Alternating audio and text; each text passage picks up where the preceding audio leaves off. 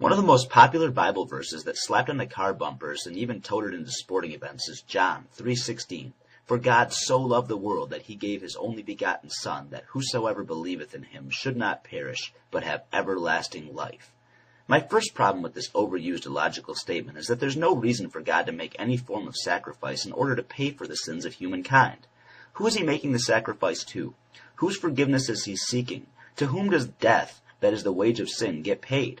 He's making the sacrifice to himself, and if you actually think about it for 2 minutes rather than swallowing the story whole and ignoring any plot holes, you must arrive at the conclusion of how illogical it is.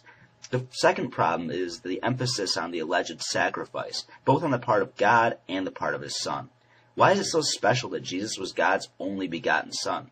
Does God have a low sperm count or a narrow urethra or something? Couldn't he have as many sons as he wanted? Not to mention that I'd be a wealthy man if I got $1 every time a religious person told me that we're all God's children. Besides, God's apparent Son ended up in heaven for eternity with his Father. How is that giving his Son? If anything, the passage should say that he lent his only begotten Son for 3 days and had him returned with a couple of holes in his appendages.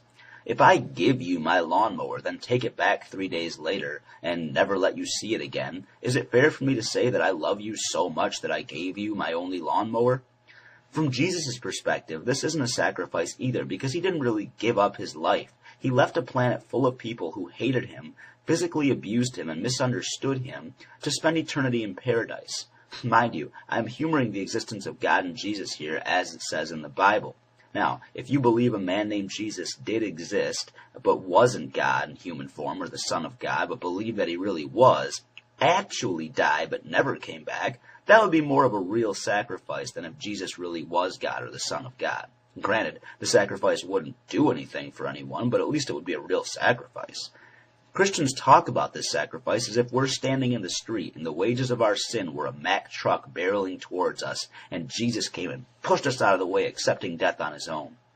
Now, that would be heroic for a person to do, but if after a guy pushed you out of the way of a truck and died himself instead, you learn more about that guy, what if the information changed things a little bit?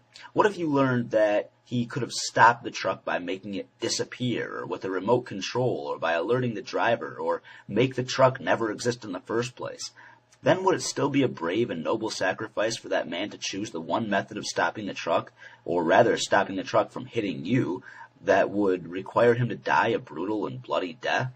I'd say that would make him suicidal. And if he knew that he was going to spend eternity in bliss afterwards, then I wouldn't blame him for seizing the quickest excuse to die. The word him in the last part of this verse must refer to Jesus because the H isn't capitalized, and therefore it can't refer to God, because apparently God's so important that you even have to capitalize the first letters of pronouns referring to him.